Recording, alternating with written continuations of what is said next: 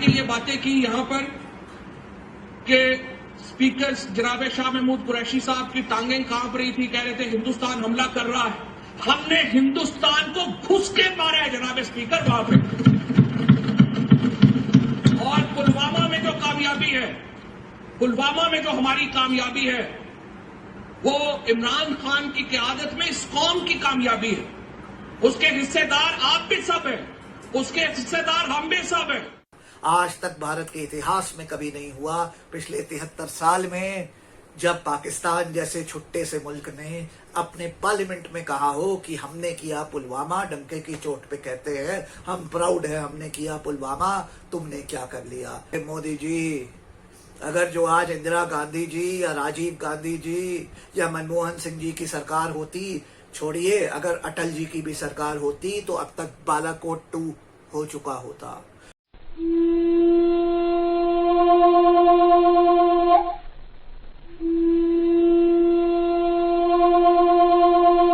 हाँ जी, नमस्कार, सत श्री अकाल, सलाम और हेलो आप सभी लोगों को भाई। आज के दिन सबसे पहले श्रद्धांजलि और शत शत नमन करना चाहूंगा the iron lady of India Shrimati Indira Gandhi ji को।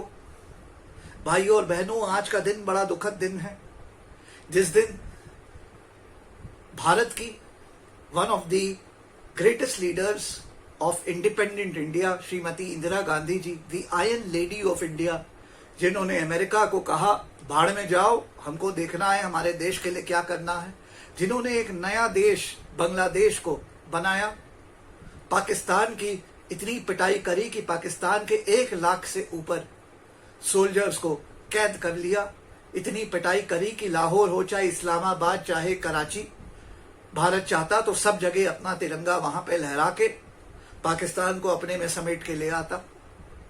ये थी काबिलियत श्रीमती इंदिरा गांधी जी की। आज का दिन मैं श्रद्धांजलि देना चाहता हूं और शत शत नमन करना चाहता हूं श्रीमती इंदिरा गांधी जी को, the iron lady of India. साथ ही साथ भाइयों, कोइंसिडेंटली आज का दिन बर्थ एनिवर्सरी भी है आयरन मैन ऑफ इंडिया का। जी हां, सरदार वल्लभ भाई पटेल साहब, जिनको सलूट है मेरा। अगर सरदार वल्लभ भाई पटेल नहीं होते तो आज भारत इंडिया एक नहीं होता, भारत इंडिया 250 स्टेट्स में डिवाइडेड होता। जी हां, वो सरदार वल्लभ भाई पटेल थे जिन्होंने भारत के 250 से ऊपर स्टेट्स को कंबाइन किया, सभी राजाओं से बात करी, सबसे बात करी और कहा एक भारत में आ जाओ, एक संयुक्त भारत में, एक इंडिया में आ जाओ। इसीलिए उनको हमारे द स्टैच्यू ऑफ यूनिटी उनके नाम पे बनी है, उनको the iron man of India कहते हैं और उनको जाना जाता है for unity, for bringing in unity in India.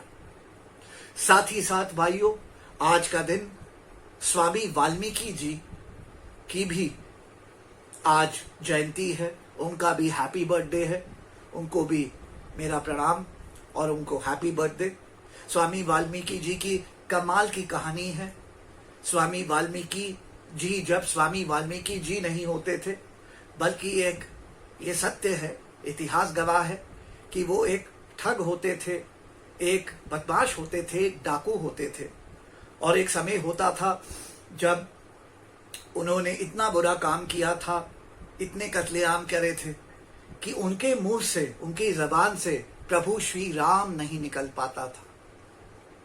एक दिन जब उनको रियलाइजेशन हुआ, उन्होंने कहा कि वो रास्ता बदलेंगे और सत्य सही के मार्ग चलेंगे, वो एक नई जिंदगी अब बिताना चाहते हैं, प्रभु की जिंदगी, धर्म की जिंदगी, अच्छी जिंदगी, सत्य की जिंदगी। तो वो किसी के पास गए, किसी बड़े ऋषि मुनि के पास, और उनसे पूछा कि प्रभु आप बताएं कि मैं कैसे ये रास्ता बदलूं, ये चोर चकारी डकैती खून हत्या का रास्ता छोड़ के कैसे सत्य का रास्ता, धर्म का रास्ता, प्रभु का रास्ता अपनाऊं, मुझे बताएं, मुझे भी मौका दें, क्योंकि प्रभु के यहाँ तो हमेशा हर किसी को मौका, एक मौका तो मिलता है, मुझे भी मौका चाहिए। तो जो ऋषि मुनि जिनके पास गए, उन्होंने कहा कि वाल्मीकि तुम ऐसा काम करो, तुम आज से बस प्रभु श्री राम का। भाइयों, मैं बताना चाहता हूं, हिंदुइज्म हो चाहे हो इस्लाम, चाहे हो सिखिज्म, चाहे हो क्रिश्चियनिटी, चारों धर्मों में भाइयों कहा जाता है कि अगर आप अपने प्रभु का नाम लें, डेली अगर जपें या नाम लिखें, तो वो काफी है, आप अपने प्रभु के पास पहुंचते हैं, प्रभु आपके पास आते हैं, आपको प्रभु की सारी कृपा मिलती है। तो वो ऋषि मुनि जी जो थे, उन्होंने कहा वाल्मीकि, जब वाल्मीकि जी नहीं थे, संत नहीं बने थे, बल्कि डकैत थे, तो उन्होंने वाल्मीकि को कहा कि वाल्मीकि तुम ऐसा करो, अगर तुम सही रास्ता, प्रभु का रास्ता अपनाना चाहते हो, सब अपना पुरानी जिंदगी छोड़ देना चाहते हो, अच्छे मार्ग पे चलना चाहते हो, तो ऐसा करो, आज से तुम प्रभु श्री राम का नाम बस जपो, डेली तुमको राम राम राम राम करना है। तो वाल्मीकि बड़े वो दिक्कत में आ गए। तो ऋषि मुनि ने कहा क्या हुआ भाई, क्यों तुम इतना घबरा गए, क्या हुआ, राम का नाम लो।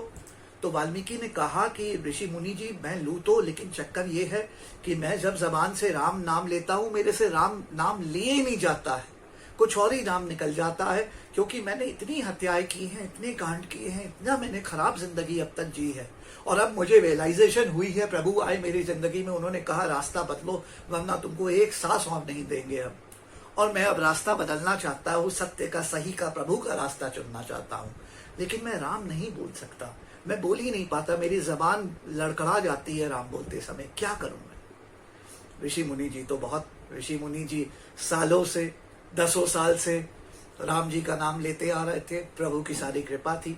ऋषि जी ने वाल्मीकि को कहा कि आज से तुम राम तो नहीं बेशक बोल पाते हो, लेकिन तुमने बड़ा मार काट किया है, खून लोहान लोगों को किया है, लोगों की जिंदगियां उजाड़ी हैं, तुमने इतना मार पिटाई का काम किया है, तुम मरा तो बोल सकते हो। तो वाल्मीकि ने कहा बिल्कुल, मरा तो मैं ऐसे बोल सकता हूं, मुझे कोई दिक्कत ही नहीं है। तो ऋषि मुनि जी ने कहा वाल्मीकि से कि वाल्मीकि आज से तुम बस मरा मरा जापना शुरू करो, और प्रभु राम खुद तुम्हारी जबान पे आ जाएंगे, और तुम प्रभु राम को जापना शुरू करोगे, और प्रभु राम को बिना डिस्टर्ब हुए बराबर जापते रहो, और तुम सत्य के मार्ग पे चल जाओगे। और वो दिन दूर नहीं है जब तुम्हें वाल्मीकि ठग और डकैत से और हत्यारे से लोग कहेंगे श्री वाल्मीकि जी, इज्जत से बुलाएंगे, और तुम्हें इज्जत मिलेगी, और आने वाले सदियों तक तुम्हारा नाम ऊपर रहेगा, लिखा जाएगा अच्छे अक्षरों में। वहां से वाल्मीकि की शुरुआत हुई, वाल्मीकि जी बनने की ओर, और वाल्मीकि ने बोलना शुरू किया, मैं जपता हूं भाइयों आपके सामने, खुद आप देखें, मरा मरा मरा मरा मरा मरा मरा मरा राम राम राम राम राम राम राम राम राम राम राम राम राम राम राम राम। ये थी वाल्मीकि की, वाल्मीकि जी तक की स्टोरी। भाइयों आज हमारे झुटलर साहब, हमारे आदरणीय माननीय honourable prime minister of India Shri Narendra Modi ji Kevadia से उन्होंने भाषण दिया। सरदार वल्लभ भाई पटेल की भारी जो प्रतिमा बनाई गई है, जो दुनिया की टॉलेस्ट स्टैचू है, स्टैचू ऑफ यूनिटी, वहां से उन्होंने केवडिया से अपना भाषण दिया, और भाषण में दबा के उन्होंने पुलवामा को बेचा। बिहार के इलेक्शन चल रहे हैं, बिहार में सीआरपीएफ के हमारे जवान अक्सर मोस्टली बिहार के थे जो शहीद हो गए, उनके नाम पे उन्होंने पुलवामा का फोड़ना शुरू किया कि पुलवामा में ये हुआ, अब तो देखो पाकिस्तान ने भी कहा ये किया, वो किया, वो किया, ये किया। उन्होंने भर भर के पुलवामा को मार्केट करना शुरू किया, क्योंकि बिहार के इलेक्शन जा रहे हैं, मोदी जी भाजपा को पता है भारी बहुमत से हारने वाले हैं, तो क्या करें, तो पुलवामा को बेचो। तो सरदार वल्लभ भाई Patel, the great iron man of India की प्रतिमा के ठीक नीचे हमारे आदरणीय माननीय मोदी जी ने दबा के झूठ बोलना और अपनी फॉल्स प्रोपेगेंडा और मार्केटिंग की दुकान बेचना शुरू किया, पुलवामा पुलवामा पुलवामा पुलवामा। तो अब आदरणीय मोदी जी से, हमारे ऑनरेबल हमारे माननीय प्रधानमंत्री मोदी जी से मेरे बस 2 सवाल हैं भाइयों, 2 सवाल। मेरा पहला सवाल है मोदी जी से, मोदी जी पुलवामा में जो हमारे 44 सीआरपीएफ के जवान अधिकतर जो बिहार से थे, वो जो शहीद हुए, मेरा सवाल आपसे ये है, हाँ अब तो पाकिस्तान की पार्लियामेंट ने नेता लोगों ने भी माना कि उन्होंने पुलवामा अटैक किया। हाँ मैं आपसे जानना चाहता हूं मोदी जी, कि जो 300 किलो आरडीएक्स भर के जो पूरी जो गाड़ी आ गई, जो हमारे पुलवामा के शहीदों की ट्रक से टकरा गई, उनकी कॉन्वॉय से टकरा गई और हमारे 44 जवान, हमारे सीआरपीएफ के जवान का शहीद हो गए।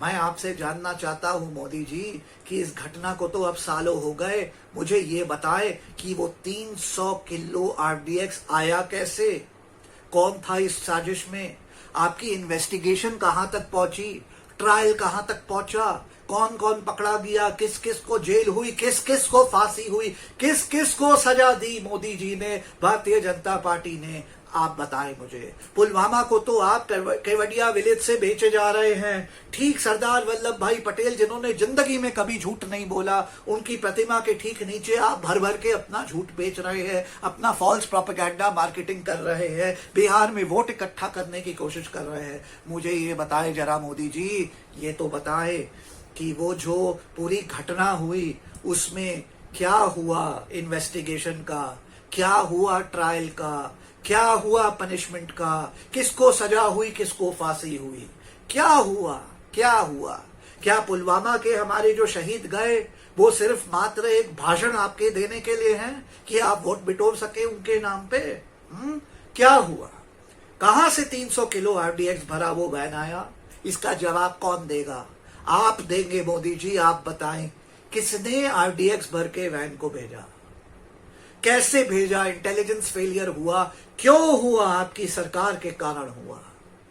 इसके आगे मुझे बताए कहां तक गई आपकी इन्वेस्टिगेशन, कौन पकड़ा गया, क्या हुआ ट्रायल का, उसमें किसको सजा हुई, किसको फांसी हुई। मोदी जी, इसका भी देश जवाब मांगता है।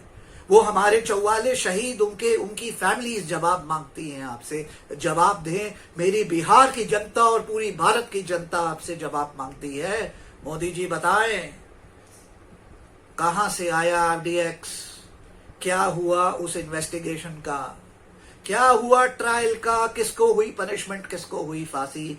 जवाब दे मोदी जी, जवाब दे मोदी जी। मेरा अगला सवाल है मोदी जी आपसे, आप the great iron man of India की विशाल प्रतिमा के ठीक नीचे से बैठ के अपना झूठ फेंके जा रहे हैं पुलवामा के नाम पे। मैं आपसे जानना चाहता हूं मोदी जी, मैं आपसे जानना चाहता हूं, पुलवामा के हमारे शहीदों को शुरू में तो एक्स ग्रेशिया 30-35 लाख पर फैमिली दिया गया, आपकी सरकार ने दिया और स्टेट गवर्नमेंट्स ने दिया। लेकिन मैं आपसे अब जानना चाहता हूं मोदी जी, और ये देश सुने मेरी बात ध्यान से, वीर फंड को बनाया गया, जो वीर फंड एक एनजीओ है जो ठीक होम मिनिस्ट्री के अंदर माननीय अमित शाह जी के अंडर आता है। वीर फंड, जी हाँ भाइयों, एक एनजीओ बनाया गया, भारत सरकार होम मिनिस्ट्री ने बनाया, नाम है वीर फंड। ये वीर फंड को बनाया गया कि इसमें जो चंदा आएगा पूरे भारत भर से, वो चंदा को इकट्ठा करके इन 44 वीर फैमिलीज जो शहीद हुए हैं उनकी फैमिलीज को दिया जाएगा। सबकी फैमिली है, फैमिली ऑफ 4, 3, 5, 6, 8, 10, बहुत सारे 44 लोगों की फैमिलीज हैं। टोटल फैमिली मेंबर्स इसमें 200-250 फैमिली मेंबर्स हैं। उनके कल्याण के लिए ये पैसा इकट्ठा किया जाएगा। पूरे भारत भर ने पैसा भेजा, देश के हर कोने ने दिया पैसा। सचिन तेंदुलकर ने दिया, लता मंगेशकर जी ने 1 करोड़ रुपया दिया। ऐसे करके भाइयों मैं बताना चाहता हूं आपको, आरटीआई डाली गई इसमें। हमारे कदम साहब हैं, हमारे मुंबई के एक्टिविस्ट, उन्होंने आरटीआई डाली और उसमें पाया गया कि 535 करोड़ रुपया, फरवरी 2020 तक 535 करोड़ रुपया उस वीर फंड में आया। और भाइयों और बहनों, हमारी आरटीआई ने रिवील किया, जानते हैं क्या, कि मोदी जी और भारतीय जनता पार्टी ने उस पूरे 535 करोड़ में से मात्र 13 करोड़ इन 44 फैमिलीज को रिलीज किया और दिया, और बाकी के 530 करोड़ 531 करोड़ गप कर लिए, डकार लिए। 1 रुपया इसके आगे हमारे शहीद भाइयों की फैमिलीज को नहीं दिया इन्होंने। और ये पैसा इनका नहीं है, ये पैसा डोनेशन का है। वो चंदा जो मैंने आपने इस वीर फंड में दिया, पूरे भारत ने दिया, पूरे बिहार ने दिया, वो चंदा को मोदी जी, भारतीय जनता पार्टी और ये मोदी जी का जो पूरा ये जो गुट है, जो इनका जो गैंग है, इन्होंने डकार लिया। और आज Modi ji the great iron man of India, जिसने कभी झूठ नहीं बोला, जो प्रिंसिपल्स के इंसान थे, उनकी विशाल प्रतिमा के ठीक नीचे बैठ करके पुलवामा बेचे जा रहे हैं और फलाना पार्टी और फलाने नेताओं को कुछ कुछ बोल रहे हैं, ललकार रहे हैं। अरे मोदी जी, आपसे कमजोर तो कोई प्रधानमंत्री पिछले 73 साल में भारत ने नहीं देखा। आज तक भारत के इतिहास में कभी नहीं हुआ। पिछले 73 साल में जब पाकिस्तान जैसे छुट्टे से मुल्क ने अपने पार्लियामेंट में कहा हो कि हमने किया पुलवामा, डंके की चोट पे कहते हैं हम प्राउड है हमने किया पुलवामा, तुमने क्या कर लिया। अरे मोदी जी, प्रधानमंत्री ललकार रहे हैं, वहां के नेता, प्रधानमंत्री, सभी नेता पाकिस्तान के ललकार रहे हैं आपको और भारत से पूछ रहे हैं और कह रहे हैं कि हमने पुलवामा किया। तुम क्या कर सकते हो बताओ? तुम तो कमजोर प्रधानमंत्री हो, क्या करोगे बोलो। अरे मोदी जी, अगर जो आज इंदिरा गांधी जी या राजीव गांधी जी या मनमोहन सिंह जी की सरकार होती, छोड़िए अगर अटल जी की भी सरकार होती, तो अब तक बालाकोट 2 हो चुका होता। बालाकोट 1 हुआ, बेशक हुआ, बहुत बढ़िया, सलूट है मेरी इंडियन एयरफोर्स को जिन्होंने काम किया, कमाल है। बालाकोट 2 अब तक हो चुका होता। अब तक तो इस्लामाबाद, कराची और लाहौर में भारत, अगर इंदिरा गांधी जी होती प्रधानमंत्री, तो अब तक हमारा तिरंगा लहरा रहा होता वहां पे। और वो जो पाकिस्तान के पार्लियामेंट में जो नेता है ना, जो डंके की चोट पे कह रहा है कि पुलवामा उन्होंने किया, अब तक तो उसकी सर और हमारा चाकू होता, हमारे जवानों का चाकू, हमारे जवानों की पिस्तौल, गन, तलवार होती उसके गर्दन पे, अगर इंदिरा गांधी जी आज होती प्रधानमंत्री। लेकिन आप तो बड़े ही कमजोर प्रधानमंत्री हैं, आप बड़े कमजोर प्रधानमंत्री हैं। पाकिस्तान के पार्लियामेंट वहां से ललकार रहा है हमको और आप बैठे हैं यहाँ लंबी लंबी पुलवामा के नाम पे छोड़े जा रहे हैं, अपना झूठ की फैक्ट्री चलाए जा रहे हैं।